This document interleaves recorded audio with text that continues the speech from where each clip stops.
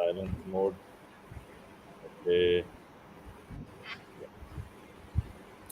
A very good evening and a warm welcome to the NDLI Club's 19th Global Event. And I'm Dr. Vignesh and I'm part of the National Digital Library of India team. As most of you are aware, the National Digital Library today holds about 8.17 crore knowledge resources in almost all subject domains and in over 100 learning resource formats. So we have ebooks, articles, theses, dissertations, video lectures, audio lectures, manuscripts, law acts, law judgments. So we have a wide variety of resources in our repository. And in the recent past, we have been encouraging the educational institutions to set up NDLI clubs to primarily promote the culture of learning and reading, especially among the young generation. And today, we have over 3,251 NDL clubs that are operational across the country. As I said, this is the 19th in the series of global events that the NDLA has been organizing.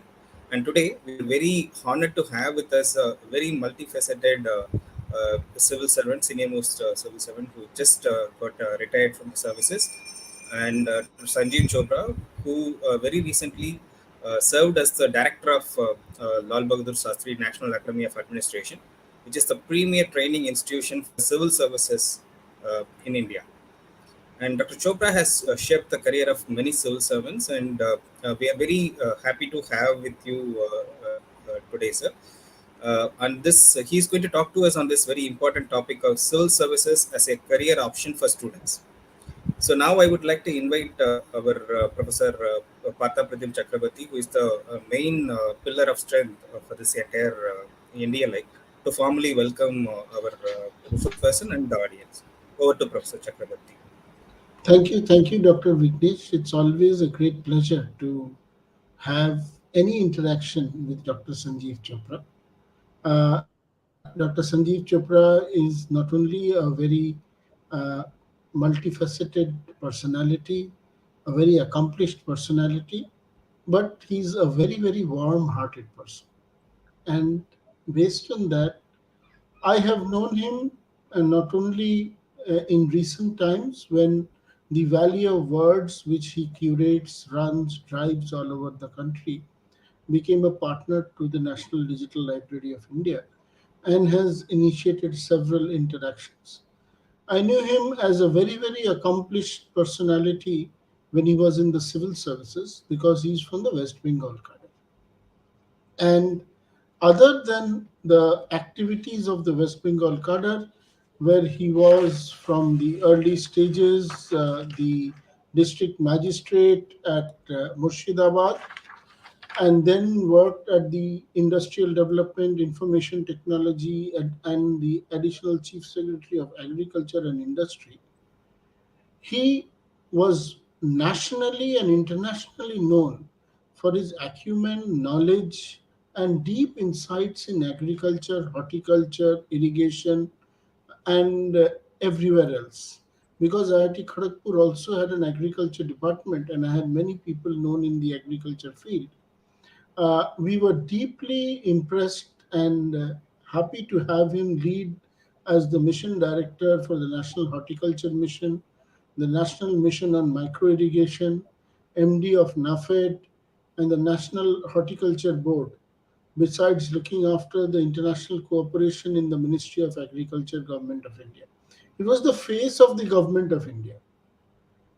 He, as Dr. Vignesh pointed out, he's a very scholarly person. He has a PhD in management besides degrees in law, history, and literature. He held the Hubert H. Humphrey Fellowship at Cornell and the Robert S. McNamara Fellowship at the World Bank. Recently, I was very happy when we heard that he was elected as a fellow of the Royal Asiatic Society of Great Britain. He is also a fellow and affiliate of the Lakshmi Mittal and Family South in Asia Institute at Harvard. He is a distinguished fellow of the United Services Institute, India's oldest think tank on national security issues.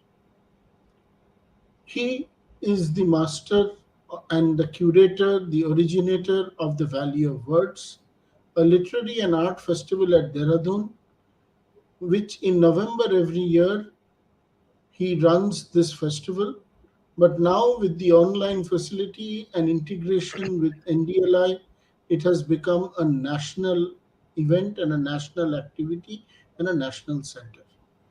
He is a columnist in several publications, including the print. He is currently working on the political economy of reorganization of the states of India, to be published in July 2022 by Harper and Collins. But this is just nothing. Oh, At least Partha, this don't embarrass background, me. this You're actually background, embarrassing me now, please. this background will give you an encouragement that the civil services career enables the most talented people to join and flower. So now I will start with a request to Dr. Sanjeev Chopra to give some initial remarks. As we just discussed before the show, we understand that many of the students here are interested in the civil services career, and that is why they are interested to join this event, and they have joined this event. So please place your questions, and we will try to make it as interactive as possible. So I would request Dr. Chopra to give a broad gamut of the scope, the variety, the intellectual capability that and requirements of this career, and how a person can really contribute to nation building while taking up this career. And you may add some snippets of your own in that. Yes. Thank you so much, Partho. Partho, is a very dear friend, and therefore you have to discount some of the appreciation that he's given to me. It's more out of love and affection.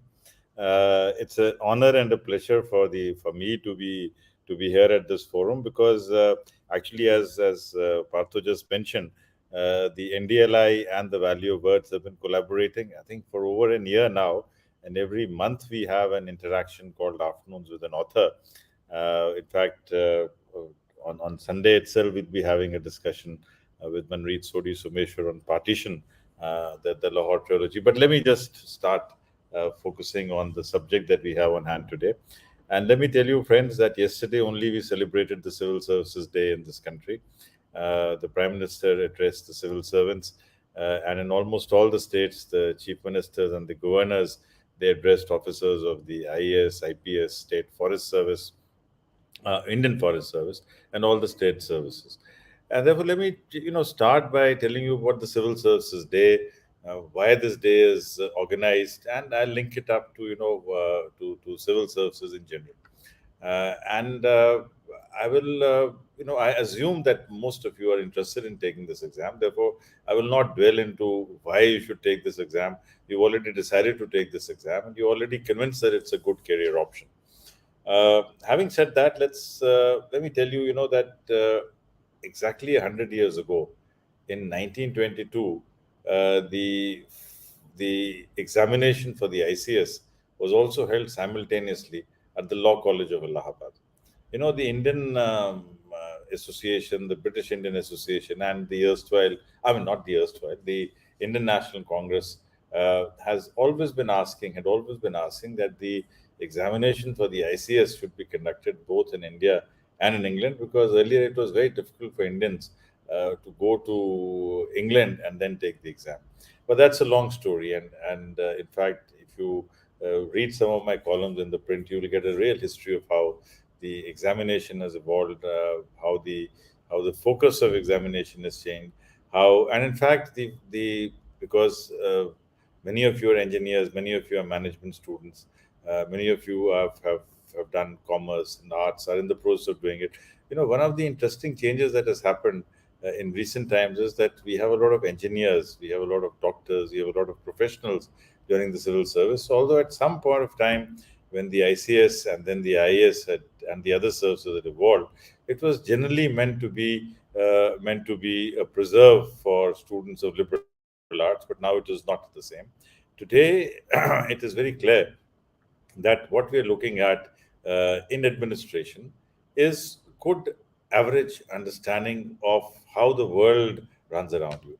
and to be able to understand how the world moves, how things happen around you. You could be studying physics, or you could be studying biology, or you could be studying anthropology, or you could be studying history. What you need is a general understanding of how things happen, why they happen, and most importantly, the interconnectedness of things. You see, the interconnectedness of things is perhaps the most important job for an administrator.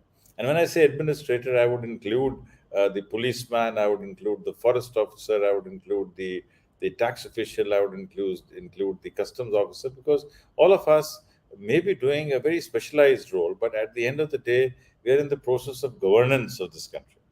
And when you talk about governance, governance is the larger architecture within which the affairs of the state are run, right? So, so let me just start by repeating a few points. One is, that unlike in my times, and I'm ancient. I'm 60. I'm running my 62nd year now. Just completed 61. In our times, getting a job was very important because there weren't jobs available. India was not growing at the pace India is growing now, and especially for a student of liberal arts like I was, I mean, getting a job was very important. Today, it's easier to get, I mean, it's easier for professionals like you, I mean, IIT graduates, MBAs, or even, law graduates. Finding a job is not so difficult in an economy which is growing.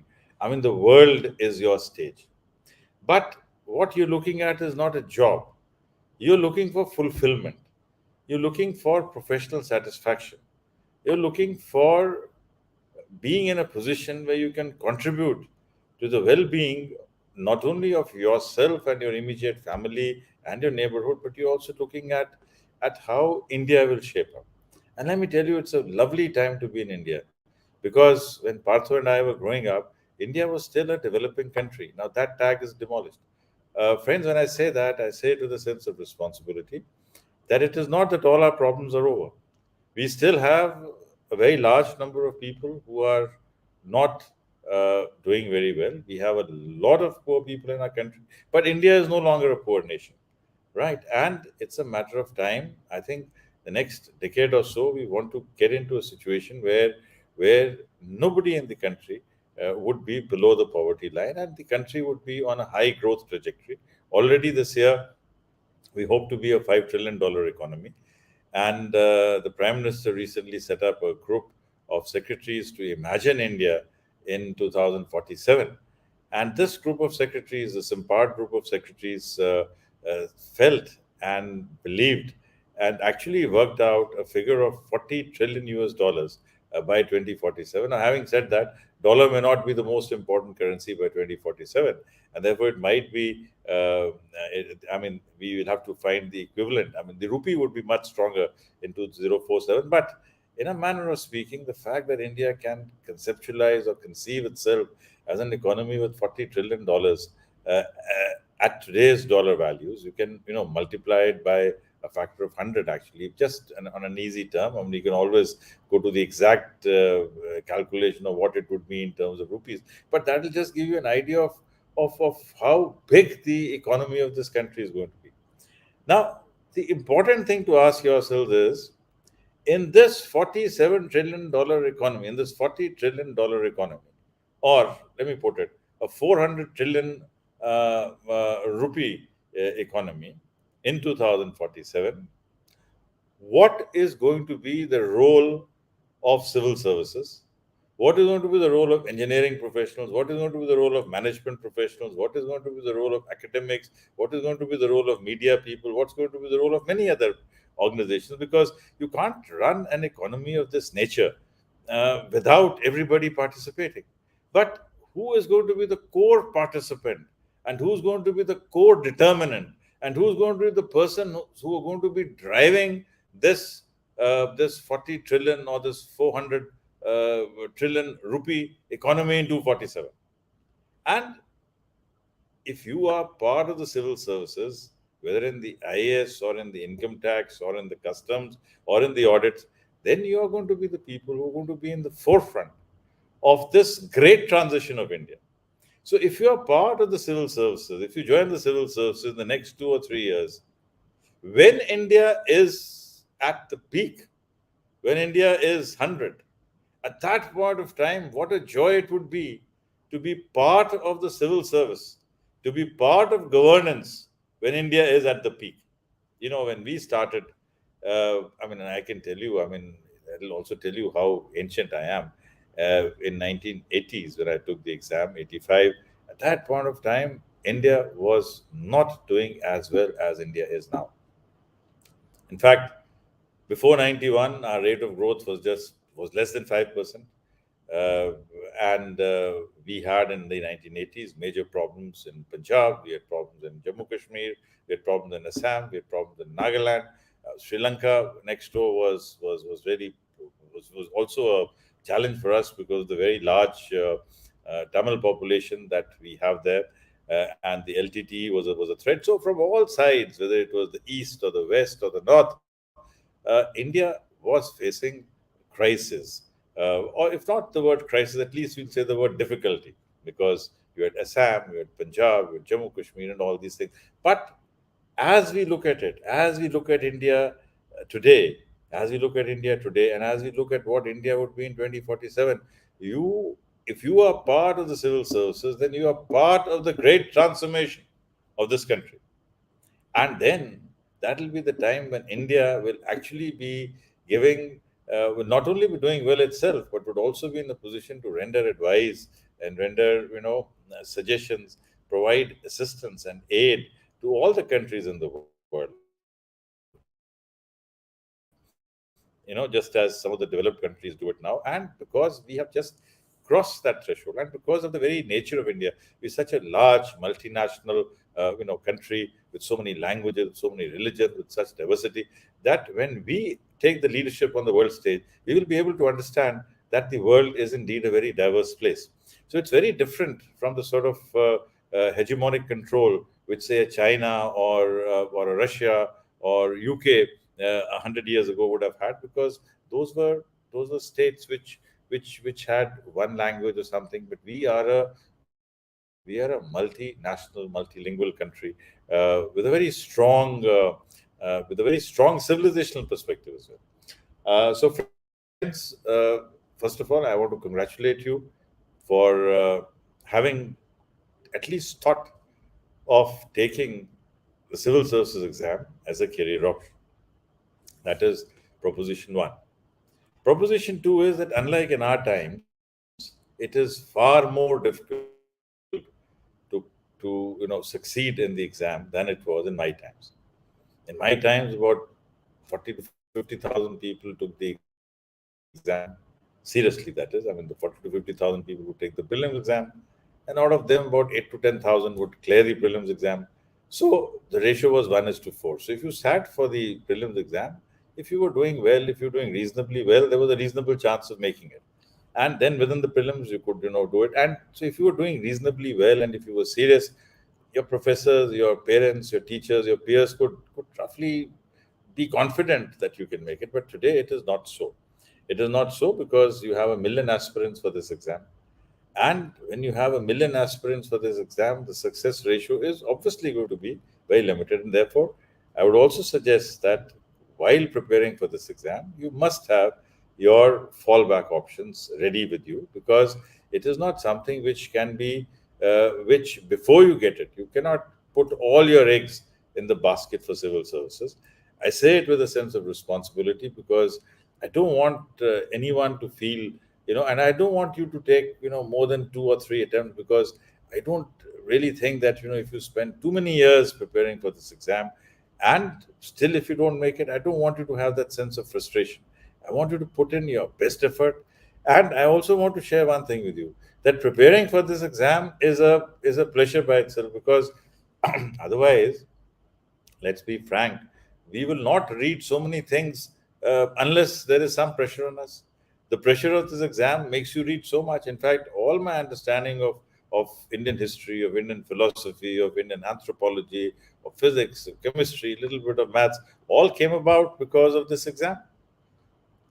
Because while you're preparing for this exam, you have to study about the freedom movement. You have to study not only the freedom movement of India, you got to study how the world's impact was there. I mean, on India's freedom movement, you understand about Constitution, you understand about Dr. Ambedkar, about Sardar Patel, about Nehru, about Mahatma Gandhi, about Savarkar, about so many people. I mean, different thoughts, different strands of people who went. And in fact, again, look at the great diversity. When you look at even the India's freedom struggle, you have on one hand Hind Swaraj of Mahatma Gandhi, where he's saying that the means are more important than the end. It was the same year in 1909 when Sri Aurobindo wrote the Uttarapara address, where he felt that the salvation of India will only come from spiritual evolution. That was also the time immediately after that, you had Annie Besant giving for the first time, and very rare for a national movement to have a lady, and that too a lady from across our shores, as the president of the Indian National Congress addressing us. You had Bhagat Singh talking about why he's an atheist and how he developed his Hindustan Socialist Republican Army and love of the country. But his philosophy was quite different, even from that of Lajpat Rai, who was his mentor. Then you had Ambedkar talking about why annihilation of caste is far more important. And that was the point which Mahatma Gandhi also made, that unless the country liberates itself mentally against all forms of caste oppression, against all forms of social oppression, political freedom would be meaningless. You had Sardar Patel, who believed in a strong state. You had Mahatma Gandhi, who thought that you don't need the state at all, you could do with panchayat. So when you study for the civil services exam, you will also get an understanding of how India has evolved the way it has evolved. So, friends, I think after having retired, I've spent all my time. I mean, even while in service, because I spent quite some time in academics, in the sense that I was a fellow at Harvard, I was a fellow at Cornell, and then the World Bank. I spent 7 years earlier teaching at the academy, and then again 2.5 years at the academy, and another year at the ATI in Bengal. So I have been reading a lot, especially on civil services. So I can go on and on and on. But I think it will be important that we spend the next 30 minutes or so in addressing your questions, because you would want to know some very specific details about the civil services, about the career progression, about salaries, about retirement, whatever you want to ask. So I think it'll be only fair that I give the time to you to ask questions.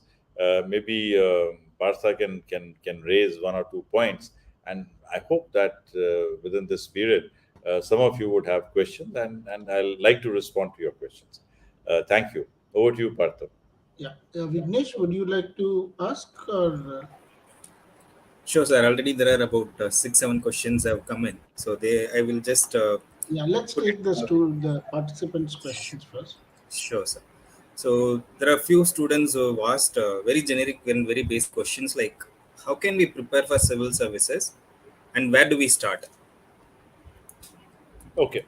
You start preparing for the civil services by first reading the newspapers, because current affairs continues to be a very important subject for general studies. And when you study any event today, when you study any news item today, you also will have to start looking into the historical aspects of that thing. Take for example elections, or take for example the address at the Red Fort. I mean, yesterday the Prime Minister gave an address at the Red Fort, and the thrust of his lecture yesterday was a tribute to Tegh Bahadur. Now, Guru Tegh Bahadur is the ninth Guru of the Sikhs. He's the one who resisted the pressures of Aurangzeb to convert. He said that, Sir diya par sar na diya. In other words, that I gave my head, but I did not give my secret. I did not give my commitment. Sir diya par sar na diya. Now, from this one news item that you get, there's one news item that you get that Prime Minister addressed the community, the nation, on the martyrdom day of Guru Tegh Bahadur. So, how many things come out?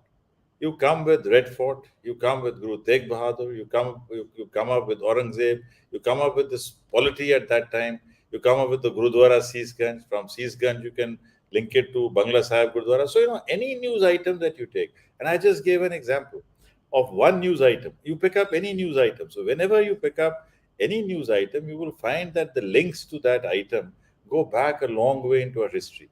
And it is understanding those, and there would be two or three editorials on the subject today. Already I've tried two or three editorials on the subject today. So when you do this, you will learn a lot. Now, there's been a recent book. Now, for example, give you a small example. Take Vinod Rai has just written a book on the BCCI, on the affairs of the BCCI. Now, you read current affairs. The current affairs will talk about a book by Vinod Rai on the Board of Control of Cricket in India. But the Board of Control of Cricket in India would give you an insight into how cricket has been happening, what is the politics of cricket. It'll take you to 83, it'll take you to films, it'll take you, so everything that you read in a newspaper, try to look at it not as an event, but as the end point, or as there's no end point in history actually, as a continuation of something which has been going on. And I would strongly urge that when you read a newspaper, make your notes. Make your notes. So for you have devote about one page. So if you read, say for example, on the BCCI, so you will say BCCI, the story of BCCI written by Vinod Rai. Now, who was Vinod Rai? Vinod Rai was a Comptroller and Auditor General of India. What does the Comptroller and Auditor General of India do? I mean, he does all the audit for the country. The report is placed in the parliament. Who have been the CAGs in India? Is being a CAG controversial? Who is the current CAG? The current CAG is Dr. Murmu, is Mr. Murmu, who was his predecessor. What was Murmu doing before that? So, and so this is how you start. So, whichever day you start reading your newspaper seriously and you start linking all these things, you will find that you would be, if you study your newspaper seriously for about a year and a half, you would have covered not only your general studies syllabus, current affairs syllabus, you would have also got a lot of insight into why certain things are happening at this point of time, right? So next question is very very basic. So still I think some of the students are very confused. How do we get into the IFS? How do we get into the IPS? How do we get into the Okay. IAS? So that Let basic me question just is still there. let me just explain. You see, although the UPSC website makes it all very clear, but just for purposes of convenience, you see what happens is that there is a merit list. There is the category to which you belong, and then there is your preference. So these are three things which will determine which service you will enter. So normally, as far as the government of India, I mean, as far as the sequence goes, it is the Indian Administrative Service, the Indian Foreign Service, the Indian Police Service, the Income Tax, Audit, and all these services. So depending on your preference, depending on if you want to be a policeman, then you will give IPS as your first choice. It's like getting into an engineering college. It's like getting into IITs or into medical colleges. You fill your ranks, you fill your preferences, and then based on what your position is, what your interest is, you get your seat. So, and I would strongly urge that there are special. I mean, there are some people who would want to be. Who would like to be in the foreign service, who enjoy being ambassadors, who enjoy doing things which are. I would like to be in the UN or in some UN agencies, or be our representatives abroad. So for them, it is better to opt for the foreign service. Those who would like to run districts and to run ministries, if you want to be stationed only in big cities and want to avoid the mufassal, then it is better to be in the audit and account service. If you have a background of the army and you like managing the cantonments, it's a relatively quieter life, because there's very little interface with the political leadership. You can join the Indian Defence Estate Service. Then there's the Indian Defence Account Service. So I would suggest that you take a look at the websites of all the services, and then choose which is the services, or which is the one service or two or three services. Because remember, you are not. I mean, the possibility of getting your first choice is not very very.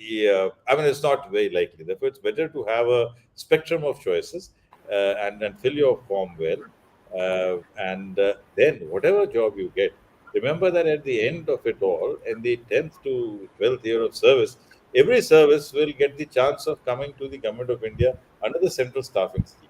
So while there is a fair amount of specialization and a fair amount of differentiation in the first 10 years, after that, everybody becomes a civil servant to the government of India, right? So whether you are, I mean, you could be in the Indian Foreign Service and you could be the Rural Development Secretary in a state on an interstate deputation, or you could be working in the national highways after the first 10 years, because the first 10 years is specifically the IAS will certainly work only as SDMs and ADMs and DMs, and the policeman is expected to be working as an assistant commissioner of police or as the SSP or as a commissioner. Income tax staff will work in the income tax only, but after the 10th year, they will all be pooled together into the central staffing scheme. So whether you're in the forest service or the ordnance factory service or the IAS, you could all be part of a central department or a central ministry. Sure. Another one is a very generic question. So most of the man's students, they have a lot of academic pressure, and they also have aspirations to become a civil servant. So they wanted your advice on how do they manage their academics as well as the preparation. I think there is no contradiction between the two. You see, reading newspapers, for example, and in fact, when you are preparing for the civil services, the thing whether it is whether you are preparing for an MBA or for a exam in the engineering college or the medical college, I think one of the most critical things is the ability to manage your time, because the biggest resource, I mean, the only precious resource, the only non-renewable resource that you have is time. Right. So how you utilize your time is going to be very important, whether you are a student of management or you're a student of electrical engineering or you're a student of physiology or a student of psychology or a student of history. So I think managing your time is very important, because after all, you will be taking one subject as an optional paper in the civil services itself. So whatever paper you are studying, you study it well. And as far as reading the newspapers is concerned, or keeping abreast of current affairs is concerned, or even when you are talking to your friend, one thing which I would certainly suggest is that if you could make a little group of people who are all preparing for the civil services, it'll help everybody. Because then the subject, especially the general studies subjects or subject in the constitution, or say a discussion on Article 14 or Article 15 or fundamental rights or fundamental duties, all of you could discuss it. And my own feeling and belief is, that when you sit down and discuss things informally in a small chat room or over a cup of tea, or as they say in Bengal, over adda, you learn many more things. We had this certain advantage in JNU, because a lot of us were preparing for the civil services, and I think it made a lot of difference.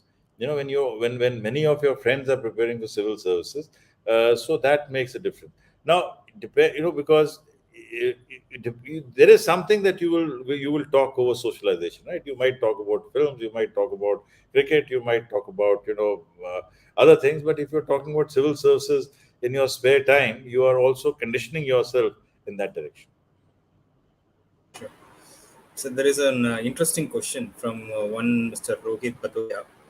So as you rightly mentioned, sir, when you were preparing for the examination, there were about 50,000 people appeared for the examination. Today we are running into 10 lakh or 1 million people appearing for the examination. So very small number of people make it to the examination, clear the examination.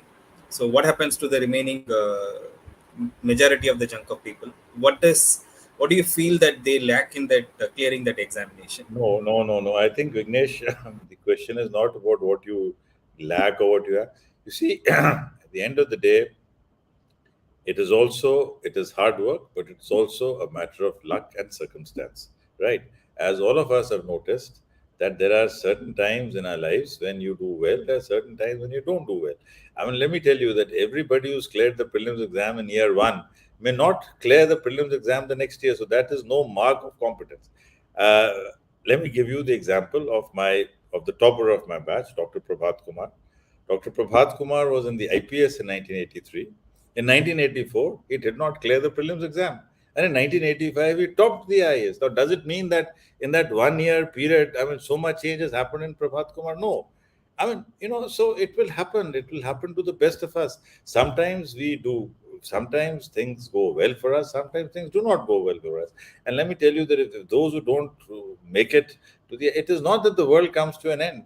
And that's why I said, there is always something or the other that you're doing. I mean, a person who doesn't make it to the civil services would continue to be an engineer, continue to be a banker, continue to be a journalist, continue to be an academic, could even join politics and, become the boss of the IS, and so many things happen.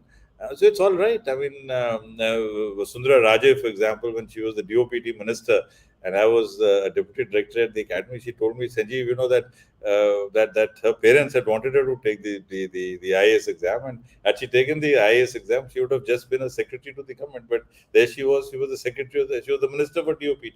So many such examples. So I think we should not assume that the success in one particular examination is success in life. you know Life, as I have understood it, and I can now say, because 60 summers are behind me, that life is far more interesting than any one single exam. I did say that if you're part of the civil services, then you will be able to contribute to the $40 trillion economy. But you can still contribute to the country in many ways, and everybody contributes to the. And then, of course, these days there's lateral entry, and if your purpose is policy, influencing policy, then that can be done even if you're not part of the formal civil service process. There That was is the second aspect to this. What happens to the now? Look, there are many other exams. I mean, in fact, if you go to old Rajendra Nagar and things, people are sitting for the same exam. I mean, whether you are appearing for the state civil service exam, or you're sitting for the judicial service exam, or you're sitting for the CAPF, that is the Central Armed Police Forces exam, the exam through which you make it to the BSF, CRPF, ITPP. And the SSB. Now, there are so many exams that are happening. So I think once you get into that competitive mode, people do end up taking other exams, other services, and it's fine. sure, sure. So there is another generic question. So, uh, which is the best strategy to prepare for civil services to clear in the first attempt? That is another question from. Okay. Now, you see, I had a little unfair advantage over the rest of my colleagues when I was sitting for the civil service exam. I must share with you the fact that I was a journalist in the Economic Times. I started my career as a trainee journalist in the Times of India. I mean, I was fortunate that 3 days before I was 21, I got my first job. So the first job was in Times of India, and then I was in Economic Times. So part of my job was to read newspapers. You know, so when your job is to read newspapers and you're getting paid to read newspapers and you're getting paid to write the news, so I had an unfair advantage. So I don't think many people would have that advantage of saying that, so if I cracked the exam in the first year, in my first attempt, it is not just because of my competence. It is also because professionally, what I was doing was in complete alignment with what the civil services required. So if you are a journalist or if you are an academic, I mean, you can't be an academic, these days. And let me tell you that, I'm talking about the time when it was just 10 plus 1. So we didn't have to complete 10 plus 2. Therefore, we were much younger at that time. So today, you cannot join a college unless you're 18. You can't be a graduate till you are 21. But things are very different way back when I was doing my graduation. So I think, let me again tell you that cracking it in the first attempt or cracking it in the second attempt does not is not a qualifier.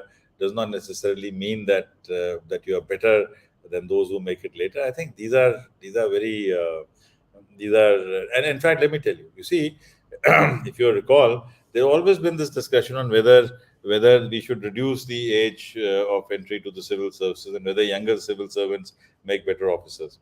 Now, this is a more in the nature of an impressionistic, feeling that if you join at a younger age, you will be better.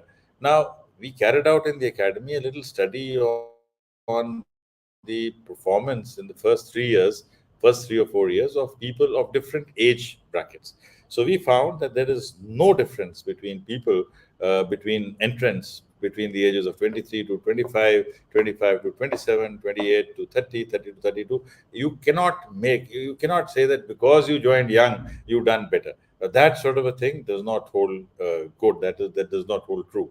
And again, in the sort of, let us also understand that when you are a district magistrate, you are on your own. When you're an SP, you're on your own.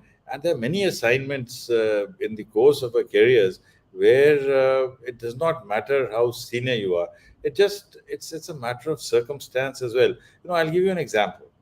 uh, in 1992, I happened to be the ADM of Cooch Behar. Now, Cooch Behar, as many of you would be aware, is a border district, and that was the district which has the Teen Biga corridor. So, at a very young age, I mean, I was just 7 years into service when the Teen Biga corridor had to be established, and naturally, because of the ADM of the place, so I had to do a lot of research on Teen Biga. And I had to do a lot of research on Teen Biga, and I became almost a specialist on Teen Biga because it happened in my district. Now, many times, and it's not just Team Biga, in every district, in every position that you will hold, there'll be something interesting that will come up. So don't go by when you join. You will get abundant opportunities to excel in whichever area you are in whichever district you are in, because every district is unique, every position is unique. And the beauty of all this All India services is that you get multiple opportunities of proving your merit and proving your worth. Sure, sir. So another fundamental question: what is the minimum age and educational qualification for getting into the You have to services? be 21 and you have to be a graduate. And even if you are awaiting your results, you can sit for the exam. And also another question is, what is the salary of an IAS officer or who joins the service afresh? That's another. I think the stipend in the first 2 years, you get a stipend which is about 60 to 65,000 rupees per month. That's a stipend, and then you start with your salary. And it's pretty okay, because actually one must realize that most of the time, still the first 10 years, we are serving in rural areas. We are serving in places which are so your income and how you live is also a function of where you live. For instance, 60,000 would have little meaning in Mumbai, but 60,000 is a lot in Mokokchung or in Nakodar or in Porbandar or in Ghatal or in Kalimpong. So depending on where you, and then of course there are many other things. I mean, you don't have to pay for your house. Your transport is almost free. So let us not. I mean, I don't think you have to join the IAS for the salary. Uh, and if you're looking only in terms of salaries, then this is not the job for you. This is not the job. This is a job for you if you're looking for professional fulfillment. If you're looking to contribute to the overall development of the country, if you want a space and policy, if you want to contribute to the overall development, then this is a job for you. You can make more money in joining a coaching institute which trains IAS officers than being in the IAS. In fact, I mean, those who coach people to join IAS are making much more money than any IAS officer has ever made. In fact, I have had some very interesting offers from many of these coaching institutes to come and to join them or talk to them. That will be much more than I've ever earned in my life. But no, I mean that's not what I'm saying. What I'm saying is that making money or earning money is very different from professional job. After all, what do you need money for? You need money for recognition. You need money to be able to do many things, and most of these things you get, and there are many things which you get if you are in the government service, which you cannot get even if you had all the money in the world. I mean, the opportunity to serve, the opportunity to interact with people, the opportunity to fly the national flag on 26th January and 15th August, the opportunity to receive dignitaries, the opportunity of interacting with presidents and governors and prime ministers, and so it's a great thing. I mean, I was SDM in Kalimpong when I got the opportunity of playing golf with the World Bank chief in India, because I happened to be the SDM in Kalimpong and he was visiting. So these are not things which you get in the normal course, or the ability to interact and meet with so many people. So I don't think we can count it in terms of money. You make more money doing many other things, but that's not what at least I believe is. I believe that professional satisfaction is far more important than making money. Sure, sir. So there is a question from one of the participants. What does the interview panel of UPSC look for in a candidate when they go for the interview, UPSC civil service interview?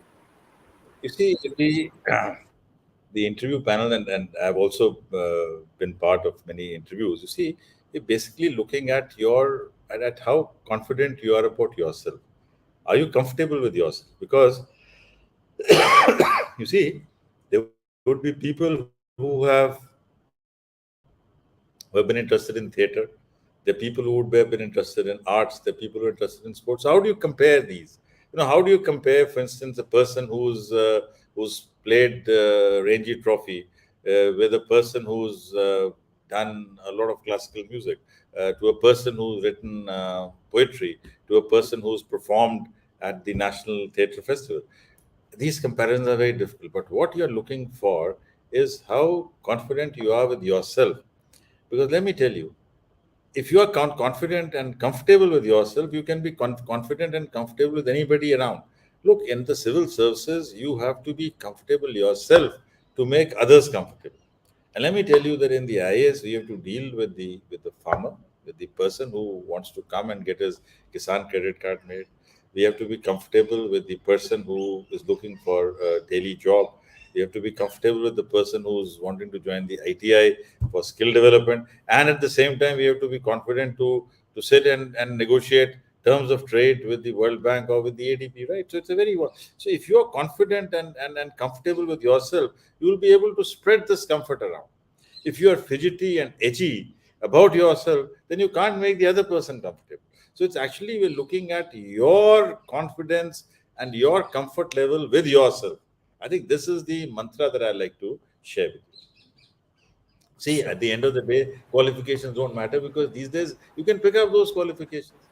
Look, when I wrote I mean, of course, today things are much easier with the internet and everything. But even 30 years ago, when I was working on this white paper for Teen Biga, I mean, you go to five libraries and you'll get everything on the subject. So it is not that you need to know about Teen Biga when you get posted as ADM Kuch Bihar or as DM Kuch Bihar. What you need to know is how do you prepare it. That is far more important than knowing that particular thing. How to get to it is far more important than getting to it, or than reaching. I hope I've Sure. clarified it. Yes, sir, very much. So this is another generic question many of the students have asked. Is it possible to clear the exam without coaching? Uh, Yes, it is because I mean, I cleared it without coaching, and so do a lot of people clear it without coaching. What you certainly need, however, if you're not into coaching, is to be in a group or in a circle of friends, all of whom are taking the exam. Now, if you are being a lone, if you are the lone wolf, then things might be difficult because, as I said, I had certain advantages that I was working in economic times, and most of my friends, in fact, I would say that many of my friends were sitting for the civil services exam, and we were all from JNU, and therefore it became very easy for us, to sit together and discuss. And everybody would pick up a particular theme. I would, for example, pick up and talk to them about current affairs. Then there was this friend of mine, Faizi, who would talk to us about history. Ajay would talk to us about anthropology. So we had our own little groups, where we had thought, all right, you specialize on this, you do this, and then you talk and converse. Now, if you're all by yourself, for instance, if after your IIT you've gone and taken up a job in Singapore, uh, and you wanted to sit for the exam, then certainly you'll have to take coaching. So coaching also is a function of what you are, where you are, what is the circle of your friends, and these are related things. So I would not say that all coaching is necessarily bad or all coaching is necessarily good. I would say that it will depend on where you are stationed, where you are placed, and what is your circle of friends doing. You know. the next question is around uh, while how will the civil service exam change in the coming years? Is it going to be in the same pattern or is it going to be changed in the coming years? Look, no one can say what the pattern would be, but what I have been arguing, what I have been suggesting is that uh, we should have an additional paper for different sets of services. so that there is some coherence between a person's career choices and what he's going to be in for. For example, I am suggesting that in addition to the common exam that we have, for those who are joining, whose first preference would be the IAS, they should also have a paper on political economy and governance. Those who want to take IFS as the first choice, they should be having an additional paper on world affairs and world polity. Those who want to join the IPS could have an additional paper on criminal law and forensic sciences. Those who are wanting to join the economic services, they should have an additional paper in economics and finance, so on and so forth. But whether or not this happens, I do not know. One thing is for sure that the increasingly the trend is that we are getting more and more content of the exam is common. Because earlier what was happening is that out of the all the papers that you had, the optional paper counted for much more than the compulsory paper. The trend is that we are moving towards a situation where your basic where everybody gets evaluated on the same questions for about 70 to 75% of the weightage would be common, and only 30% weightage would be towards the optionals. So I think this is a trend which is there, and it'll continue in that way. But I think it's a fair assessment. If 70%, 65 to 70% of your exam is common, for instance, your ethics paper is common, your GS1, GS2, that is common, your GS papers are common. So I think that's the trend.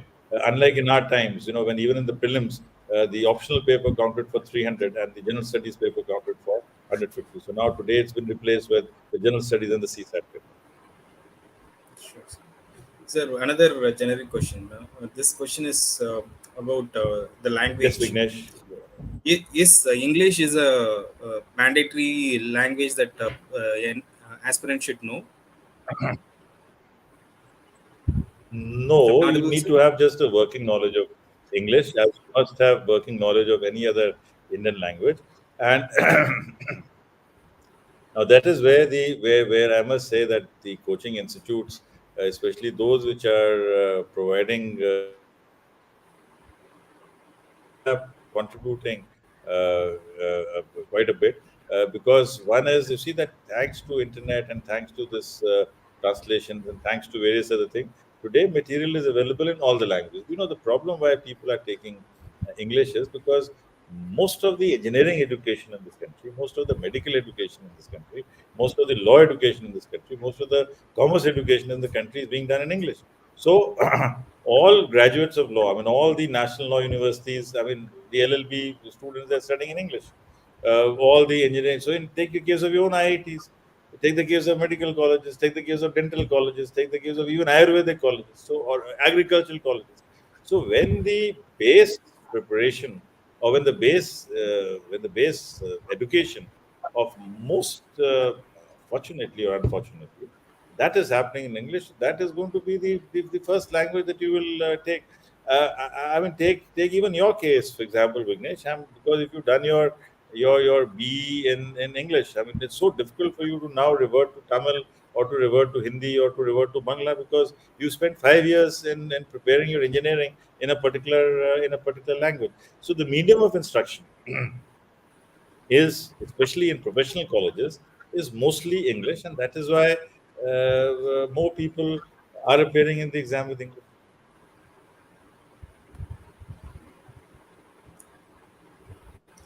Hello, sir.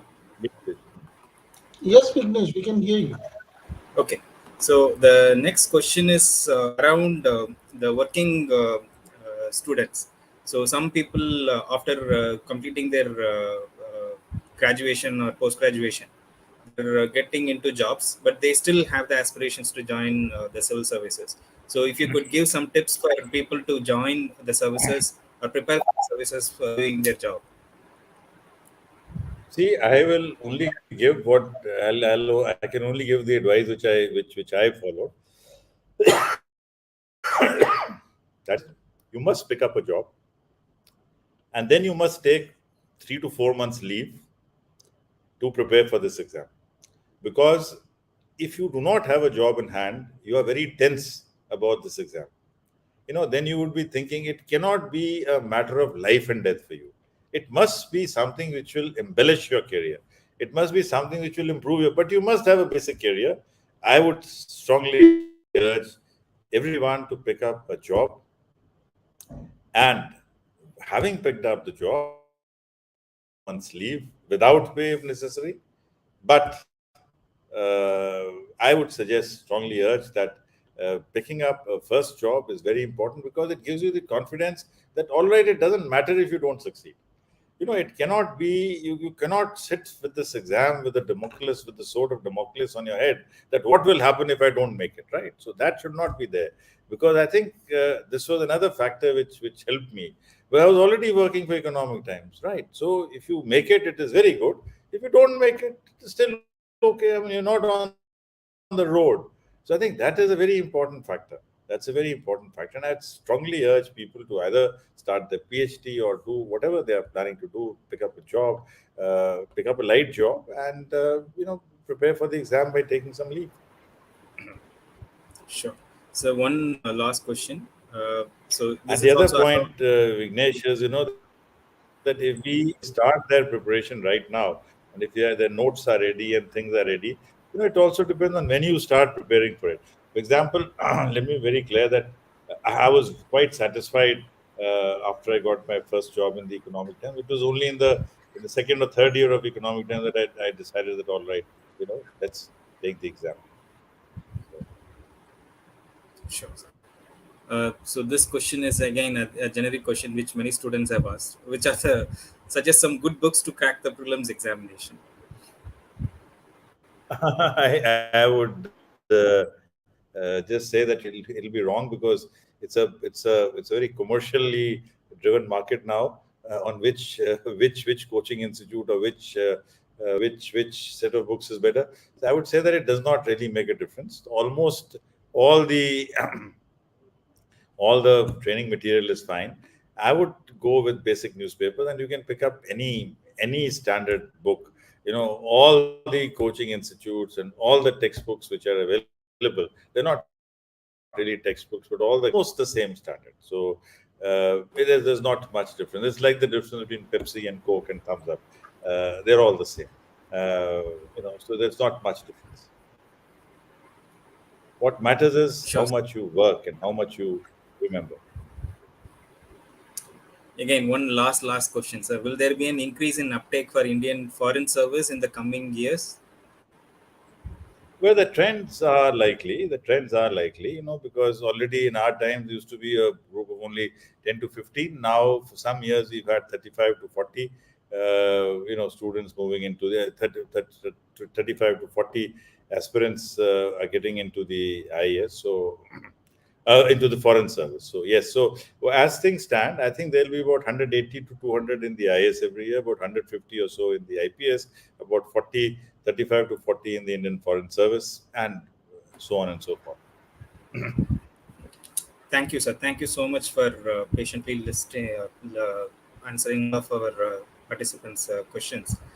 Now I request Professor Chakrabarti to take it forward. Thank you, Sanjeev, so much for patiently responding. I can imagine. So, just before we end, can you give a small incident early in your career which was fulfilling as an IS officer? Okay, one of the things. In fact, I gave that example yesterday also. You see, I was the the CEO of Himalayan Milk Union Limited in Darjeeling, in Siliguri, and we were in the business of running a cooperative society, like on the Amul pattern. And one of the things that happened was that the rule at that point of time was that in order to be able to sell milk in the market, milk had to have at least 3% fat for toned milk. Now, the cows in Darjeeling, they're naturally the fat content in the cows of Darjeeling is naturally much less than in the case of buffaloes in Gujarat and Maharashtra. So in the case of buffaloes in Gujarat and Maharashtra, of Gujarat and Maharashtra, I mean, the average fat content is about 4 per liter of milk. But in Darjeeling cows, it was much less. But this rule had been applied mechanically. So what happens is that Prevention of Food Adulteration Act, before the FSSAI came in. Now, Prevention of Food Adulteration Act was applied mechanically across the country, including the Siliguri municipality, which was the main market.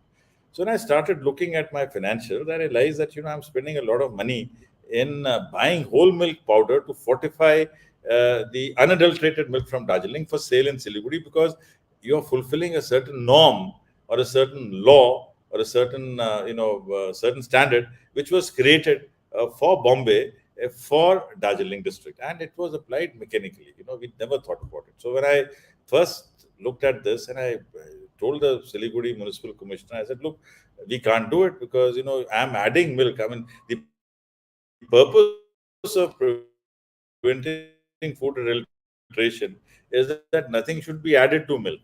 You can't expect me to add lean milk to make it, to increase the fat content, right? So the whole purpose is defeated. So, but the municipal committee said that, look, they said that we don't have the authority to do it. We are following what the health department tells us. So when I talked to the health department, they said, no, but this is the all India norm, so you get it changed. I talked to the animal. So it took me about 6 to 8 weeks. But we were able to get a local exemption for Siliguri that we shall sell pure milk as it comes from the cows of Darjeeling without adding whole milk powder, which would have meant buying powder from Gujarat, whole milk powder of buffalo, to add it to cow milk to fulfill a certain standard. Now, this happened in the 5th year of my service. Now, this is just one example which I was giving yesterday also, that as officers, you will see situations around you. You will find that sometimes the law as it exists is in conflict with practical common sense, because common sense was not applied when the law was made. So you can contribute to changing it and to doing it. This was one. This teen bigha was yet another thing. I mean, heading NEFED and handling the onion crisis in India was yet another thing.